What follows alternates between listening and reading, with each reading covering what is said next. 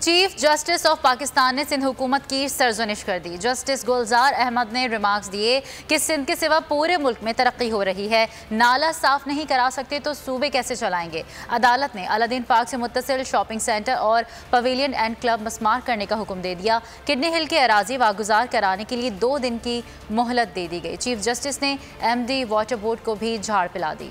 Court में कराची के मसाइल से मुतल्लिक केसेस की समाअत चीफ जस्टिस गुलजार अहमद ने सिंध हुकूमत को झाड़ पिला दी। रिमार्क्स दिए, सिंध हुकूमत नाले साफ नहीं कर सकती, सूबा कैसे चलाएगी। सुप्रीम कोर्ट ने कराची में गैर कानूनी तामीरात के खात्मे का हुक्म दे दिया। अलादीन पार्क से मुत्तसिल शॉपिंग सेंटर और क्लब मिसमार करने की हिदायत कर दी। कश्मीर रोड पर वाक़े KDA क्लब और स्क्वाश कोर्ट को गिराने का हुक्म दे दिया। किडनी हिल की अराजी वागुजार कराने के लिए 2 दिन की डेडलाइन दे दी।